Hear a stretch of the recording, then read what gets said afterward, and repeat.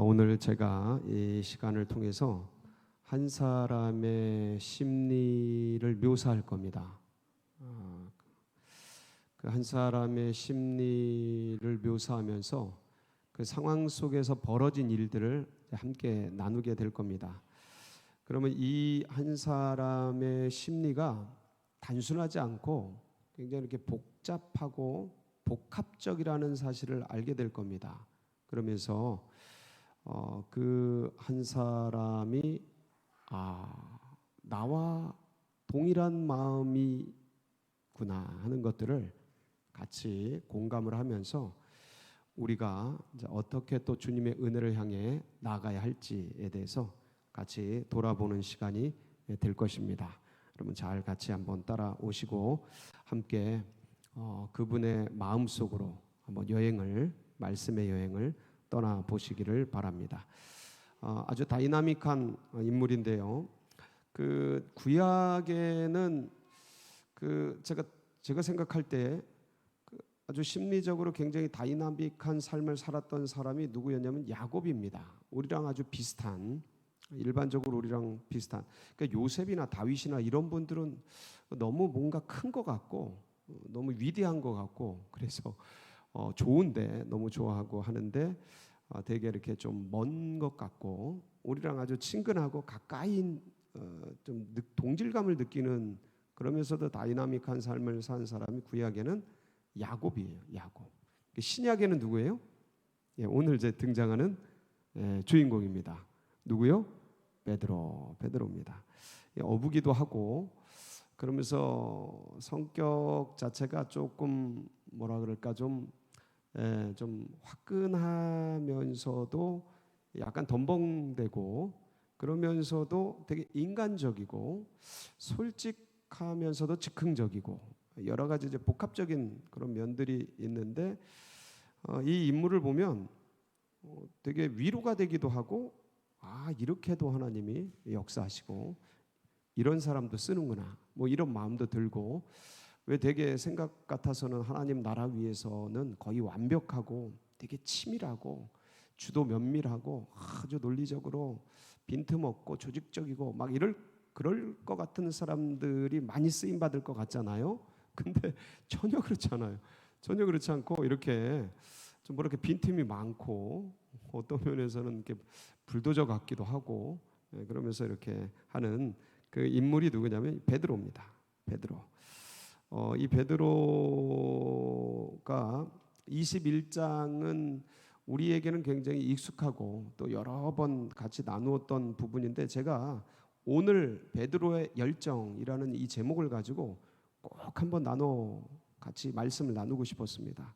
왜냐하면 여기에 이 베드로가 되게 이렇게 뭔가 가려져 있고 이 말씀을 좀 파헤치면서 가려져 있었던 베드로의 심리, 마음, 어떤 그 보물 같은 그 어떤 영적인 그런 부분들, 그 유산들을 좀 캐내고 싶었습니다.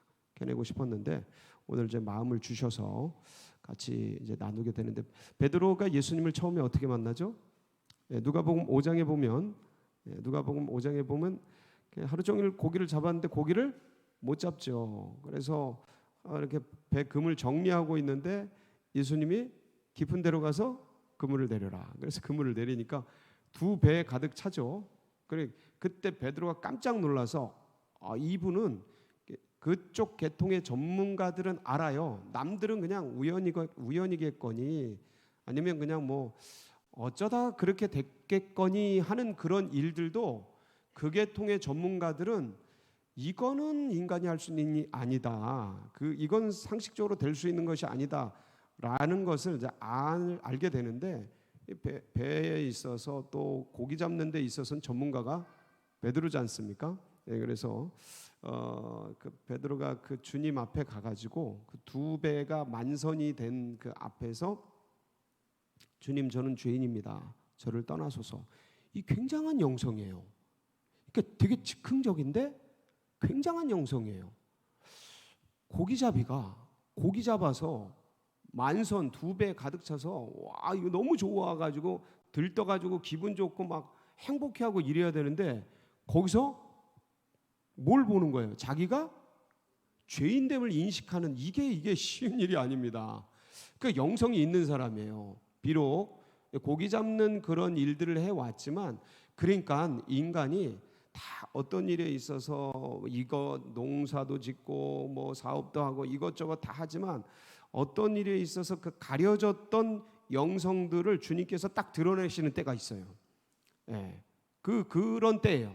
베드로가 그 타이밍에 딱 맞아요. 그래서 거기서 자기가 죄인됨을 발견하고 저를 떠나소서 그러면서 인사를 할 때 주님께서 이제 내가 너를 사람 낚는 어부가 되게 하리라 그러면서 이제 도전을 주니까 즉시로 배를 버리고, 야, 그 두 배 만선 그 고기 잡으려고 밤샜는데 그 버립니다.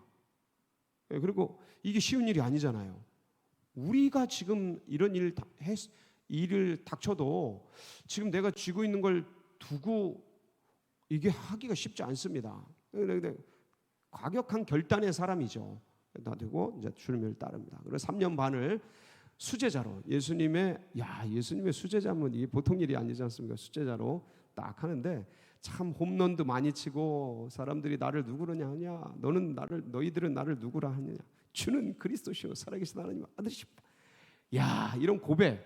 그리고 바로 뒤에 주님 그리 마옵소서 항변하면서 이 사탄아 내대로 물러가라. 너는 나를 넘어지게 하는 자로다. 네가 하나님의 일을 생각지 않냐고 사람의 일을 생각하는. 그러면서 야단 맞고 칭찬받고 야단 맞고 막 롤러코스터를 타는데 이렇게 왔다 갔다 하면서 그러면서 이제 예루살렘에 올라갈 때 내가 1등이다, 네가 1등이다, 뭐 내가 영의정이다, 네가 좌의정이다, 내가 총리다. 이렇게 하면서 네가 오르니 내가 높으니 그러면서 주님이 이제 돌아가시러 올라가는데 그 사이에서 또 그런 다툼과 여러 가지 일들 속에 있을 때 이제 최후의 만찬을 한 그 자리에서 주님께서 이제 그 언저리에서 그런 말씀을 하시지 않습니까? 너희들이 오늘 밤 나를 다 버리게 될 거다. 그때 베드로가 뭐라 그래요? 네. 주님 다른 사람이 다 그리할지라도 저는 주를 부인하지 않겠나이다. 제가 죽을지언정 주님을 부인하지 않겠나. 이건 제가 솔직한 마음이라고 얘기했습니다. 그래서 그렇게 하는데 주님이 네가 오늘 밤 다 굴기 전에 나를 3번 부인하리라 하고 말씀을 하시죠. 네, 제가 절대로 죽을지언정 그러지 않겠습니다. 그런데 이제 그날 밤에 어떻게 돼요? 부인하게 되죠. 저주하고 맹세하게 되지 않습니까? 자, 그러면서 느꼈던 그 감정, 그러니까 베드로가 느꼈을 감정에 대해서는 우리가 몇 번 나눴습니다. 근데 그 베드로의 감정을 묘사한 부분 중에 마태복음 26장 75절에 보면 아주 그 마음을 느낄 수 있는 부분이 나와요. 같이 읽어볼까요? 시작. 이에 베드로가 예수의 말씀에 다 굴기 전에 네가 3번 나를 부인하리라 하심이 생각나서 밖에 나가서 심히 이 통곡하는 베드로의 마음을 생각해 보세요. 주님은 잡혀갔고 자기는 어쩔 수 없이 부인하고 저주하고 맹세했는데 아마 우리가 베드로였어도 다 대부분 저러지 않을까 싶어요. 대부분 다 저러지 않을까. 사실은 저런 죽음의 위기에 있는 그런 순간이 아니고 그냥 평범한 순간 삶을 살아가면서도 우리가 마음속에서 부인하고 거부하고 죄를 쫓고 나를 쫓고 내 감정을 따르고 이럴 때가 우리 실생활에서 한두 번이 아니니까. 그러니까 베드로의 저 통곡, 저건 정직한 고백이면서 자신의 그 인간이 얼마나 연약한지에 대한 통안의 눈물이면서 내가 왜 그랬을까 후에 막급한 고통에 씁쓸한 그런 울부짖음인 거죠.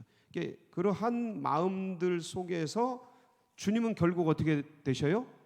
돌아가십니다. 잡히는 것뿐만 아니라 결국 십자가에 돌아가십니다. 자, 주님이 돌아가시기 전에 예루살렘에 올라가면서 그리고 이제 부활하시고 나서도 계속해서 제자들에게 했던 말씀 중에 하나가 뭐냐면 내가 너희들보다 먼저 갈릴리로 가리라. 그러니까 너희들 갈릴리로 가라.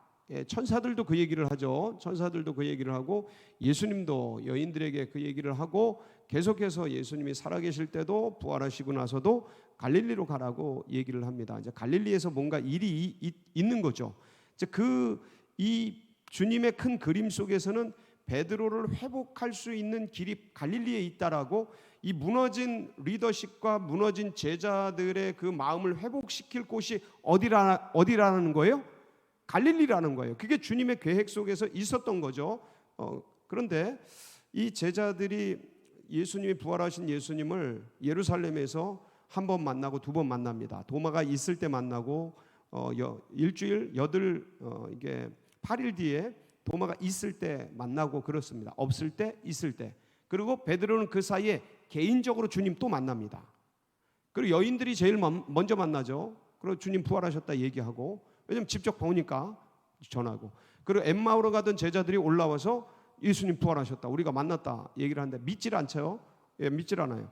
받아들여지질 않아요. 베드로는 그러니까 이 복잡한 나의 정죄감, 주님을 부인한 죄책감, 괴로움, 막 이렇게 복잡다단한 마음 속에서 개인적으로 주님 만나고 여러 차례 주님을 만나고 지금 오늘 이 자리에서 네 번째 만나는 거예요. 네 번째. 공식적으로 기록된 것만 네 번째예요. 그래서 이제 만나는 그런 장면인데 굉장히 다채로운 마음이 있는 거예요. 오늘 이 베드로가 2절에 보면, 오늘 본문 2절에 보면 뭐라고 되어 있냐면, 시몬 베드로와 디두모라는 도마와 갈릴리 가나 사람 나다나엘과 세베대 아들들과 또 다른 제자 둘이 함께 있더니, 이게 7명이 제자들이 있는데, 이때 3절에 보면 베드로가 이렇게 얘기합니다. 시몬 베드로가 나는 물고기 잡으러 가노라 하니 그들이 우리도 함께 가겠다 하고 나가서 배에 올랐으나, 이게 베드로가 나는 물고기 잡으러 가노라, 나 물고기 잡으러 간다 라는 이 말 자체가 가지고 있는 뉘앙스가 뭔가 되게 심리적으로 낙향한 사람 같고 낙심한 사람 같고 뭔가 그러한 좀 약간 허망한 마음들 같은 그런 느낌을 지울 수가 없는 언어예요, 이 말씀이. 그런데 자, 이게 왜 그런가? 왜 그런가? 지금 예수님이 계속해서 어디로 가라 그랬어요? 갈릴리로 가라 그랬어요. 갈릴리로 가라. 그 갈릴리로 가라. 예루살렘에서 8일째 되는 날 도마가 있을 때 예수님을 만나고, 니들 손가락을 여기다 넣어봐라. 그리고 이제 만나고, 야, 내가 영이 아니다, 나 육이야, 나 몸을 입고 있어. 먹을 거 가져와봐. 그리고 먹을 것도 막 시연하고 그러시고, 믿게끔 아무리 해도 잘 받아들여지지 않는 그 제자들과 이렇게 여러 차례 만나면서 이런 상태에 있었는데, 이 베드로가 이제 갈릴리에 갔을 때 그냥 간 게 아니고 예수님의 약속을 가지고서 갈릴리로 가라는 것을 기억하고 내려갔단 말이에요. 근데 예수님이 나타나요, 안 나타나요? 안 나타난 거예요. 안 나타난 거예요. 그러니까 베드로의 마음은 타는 거죠. 그러니까 약속을 붙들고 갈릴리로 가라 그래서 왔어요. 되게 민망하고 죄송하고, 선임 수석 제자로서 주님을 그냥 끝까지 그냥 지키고 끝까지 항거하고 막아내고 막 이랬으면, 그의 결심대로 그랬으면 좋겠는데, 그렇지 전형을 못하고 내가 말한 대로, 선포한 대로, 결심한 대로 막 뜨거울 때 그냥 막 주님을 위해 죽겠습니다, 주님을 위해 선교하겠습니다, 주님의 이 몸 다 불사르겠습니다, 주님의 교회를 위해 그냥 헌신하겠습니다, 제가 막 365일 새벽기도 하겠습니다, 내 성경 막 100번 읽겠습니다, 막 이런 막 결심, 막 뜨겁게 쏟아냈던 그런 것들이 참 진솔한 고백이었는데, 삶이라는 게 살아내보니까, 삶의 상황 속에 들어가 보니까 삶이 그렇게 녹록지 않다라는 거죠. 부딪혀서 넘어지고 쓰러지고, 그런 자괴감, 그런 고민, 삶에 들어가서, 생활 속에 들어가서 하루 종일 직장에서 하루 종일 어디에서 뒹굴다 보면 마음은 원이로되 육신이 연약한 이 연약한 존재가 가지고 있는 마음을 주는 주님께 향하는데 이게 부인되고 있는 이 현실의 답답함, 이게 스스로를 정죄하거든요. 스스로를 막 지탄합니다. 네 책임이지, 네가 그런 거지, 그러면서 이게 막 그런 게 눌러대는, 그게 지금 베드로가 그런 상태거든요. 그런 상태에서 그나마 그래도 주님이 갈릴리로 가라 그랬으니까 가서 왔는데 주님이 안 나타나시는 거예요. 주님이 안 나타나. 아휴, 나 물고기 잡으러 갈래. 그리고 물고기 잡으러 간 거죠. 7명이 밤새도록 고기를 잡았어요. 잡혀요, 안 잡혀요? 안 잡혀요. 여러분, 이게 고기 잡는 것도요, 이 전문가들인데, 고기 잡는 거 처음에도 그랬는데 지금도 그러잖아요. 이게 그러니까 고기를 잡는다라는 것조차도 실제적으로 인생에서 뭘 돈을 벌고 뭘 벌고 사람을 벌고 뭐 기술을 벌고 지식을 벌고 뭐 지혜를 벌고 물고기를 벌고 뭘 벌고, 뭘 벌고 하는 게 그냥 내 힘으로 내 능력으로 그냥 자연스럽게 하는 것 같아도 그게 아니에요. 누가 도와주셔야 돼요? 하나님이 같이 해주셔야 돼요. 하나님이 도와주셔요. 이거 지금 이거 못 잡게 한 거 누구시겠어요? 제가 보기엔 이거 주님은 다 물고기를 피하게 만든 거예요, 다. 안 잡히는 거예요, 지금. 안 잡히는 거예요. 밤새도록 잡았는데 안 잡혀요. 이제 날이 새어갈 쯤 이제 포기해야 될 그때, 갈릴리 호수가 이 민물이잖아요. 이게 새벽녘에 이제 물가에서 수증기가 올라오고 막 그러고 있는 그런 때, 물안개가 올라오고 막 그런 때 저쪽 멀찍이서 소리가 들려옵니다. 뭐라고 들려와요? 얘들아, 너희에게 고기가 있느냐? 뭐 없죠, 뭐 없습니다. 한 마리도 없어요. 그물을 어디다 던져봐라? 배 오른쪽에 던져봐라. 그러면 잡을 것이다.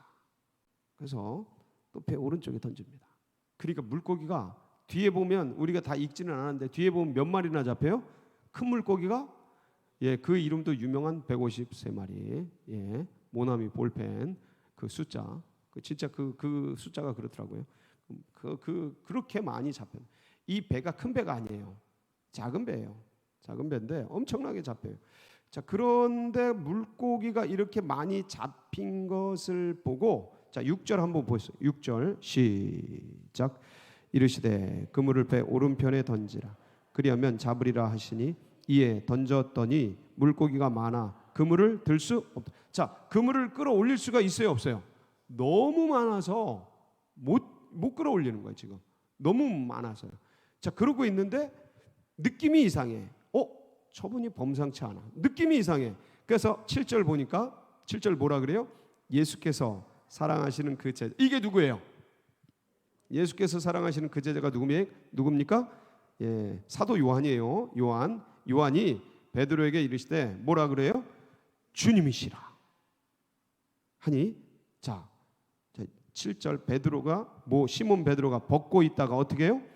주님이라 하는 말을 듣고 겉옷을 두른 위에 바다로 뛰어 내리더라. 고기 많이 잡았어요. 고기 잡으러 간 거예요? 주님 기다리러 간 거예요? 아니, 잘 보세요. 나 물고기 잡으러 가노라. 그러니까 고기를 잡으러 간 거예요? 주님을 기다리는 답답한 심정을 풀러 간 거예요?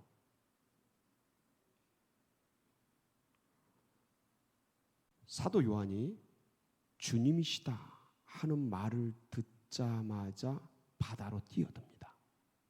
누굴 기다린 거예요? 그거예요. 밤새도록 그물을 던지면서 주님 언제 오셔요? 주님 언제 오셔요? 민망하고 죄송하고 괴롭고 자책감과 정죄감이 복잡한 심정 속에서 자기가 한 짓을 알고 있으니까. 근데도 주님 보고 싶고 만나고 싶고 그립고 주님 언제 오셔요? 주님 언제 오셔요? 주님이시다. 주님이시다. 돌아보지도 않고 바다로 뛰어들어. 바다로 뛰어들어. 가슴 속에 누굴 기다린 거예요? 주님을 기다린 거예요. 물고기 잡는 게 아니에요 지금. 베드로는 지금 물고기 잡는 게 아니에요. 주님을 기다리는 거예요. 간절하게 주님 죄송해요. 그래도 주님 만나고 싶어요. 왜 우리도 그러잖아요. 항상 주님께 뭔가 죄짓고 죄송하고 그런데 주님 죄송해 그러면서 주님 찾잖아요. 그렇죠? 여기 오늘 그렇게 올라온 분도 계신 것 같은데 민망하고 죄송하고 부끄럽고 괴롭고 몸둘 바를 모르겠고 이렇게 살면 안 되는데 이렇게 사는 데가 너무 참 송구스럽고 그런데 주님이 이 연약한 나를 아시고 그 주님밖에 또 내가 기댈 것이 없고 그런 복잡한 그 마음 그러면서 주님이라는 말씀을 듣고 어디에 뛰어든 거예요? 바다에 뛰어든 거예요. 갈릴리 바다라고 부르잖아요. 민물이지만 얼마나 큰지 그냥 바다 속으로 뛰어든 거예요. 주님이시다. 간절히 기다리던 그 주님 밤새 고기를 잡았지만 고기를 잡은 게 아니에요. 배가 엄청나게 무거울 정도로 끌지 못할 정도로 많이 잡았는데 그게 관심 있는 게 아니에요. 지금 베드로는 가슴속에 이 대역 죄인이지만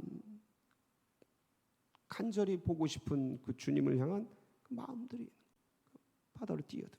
자, 근데 오늘 말씀을 자세히 7절을 보시면 예수께서 사랑하시는 그 제자가 베드로에게 이르시되 주님이시라 하니 시몬 베드로가 뭐 하고 있다가 벗고 있다가 주님이라 하는 말을 듣고 겉옷을 두른 후에 바다로 뛰어내리다. 자, 여러분 바다에서는요 벗고 수영하는 게 편해요? 입고 수영하는 게 편해요?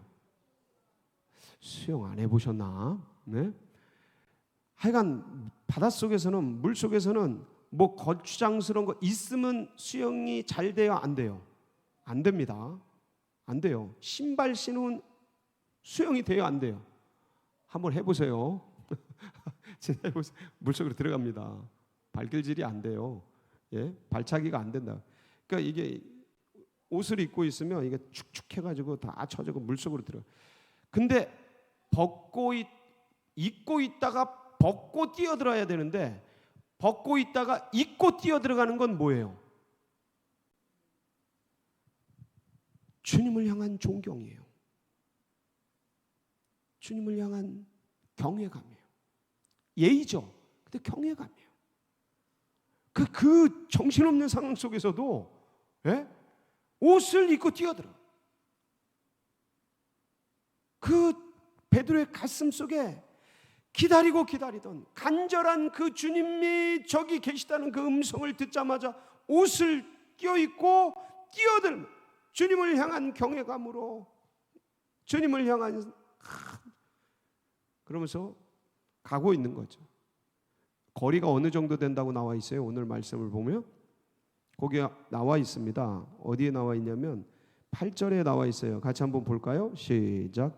다른 제자들은 육지에서 거리가 불과 한 50칸쯤 되므로 작은 배를 타고 물고기 든 그물을 끌고 와서 거기 50칸쯤 된다고 나와 있는데 50칸쯤에 각주가 되어 있죠. 각주 밑에를 한번 보세요. 몇 규빗이요? 200규빗이라고 되어 있죠. 한 규빗이 45에서 50cm예요. 이 팔꿈치, 손가락 끝에서 팔꿈치까지가 한 규빗이에요. 45에서 50cm 되거든요. 200규빗이면 90m에서 100m 정도 되는 거예요. 한 100m로 잡을게요. 100m 정도 떨어져 있어요. 여러분, 이 새벽녘에 물이 제일 찰 때입니다. 이 물이 찰 때 새벽녘에 물속에 뛰어들면 어때요? 아우 추워. 추워. 너무 차가워요. 심장이 확 얼어붙습니다. 충격받아서 쇼크 날 수도 있어요. 근데 지금 겉옷을 두르고 물속에 뛰어들어서 누구를 보면서 가는 거예요. 지금 수영 치면서 누구를 보면서?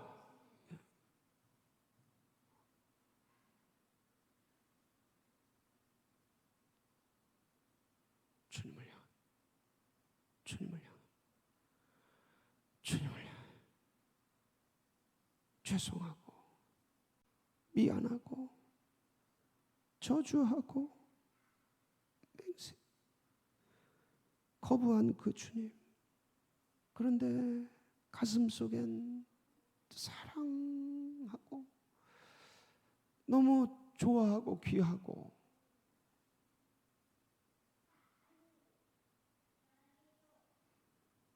그 주님을 바라보면서 수영을 해 나가서 그 주님 앞에 간 거예요. 물에 빠진 생쥐 같겠죠. 다 젖은 채 올라왔으니까 주님 앞에 네가 나를 사랑하느냐? 예, 주님, 제가 주님 사랑합니다. 제가 주님 사랑하시는 주님이에요. 그러니까 가슴 속에, 베드로의 가슴 속에 뭐가 있는 거예요? 주님을 향한 사랑. 그러니까 이 죄송하고 미안하고 민망하고 자책감과 정죄감과 막 복합적인 것 속에 가슴 속에 주님을 향한 사랑과 간절함과 사모함과 경외감이 혼합되어 있는 이 물에 빠진 생쥐 같은 이 영혼, 주님은 뭘 보시는 거예요? 주님은 베드로에 뭘 보시는 거예요? 주님을 향한 사랑.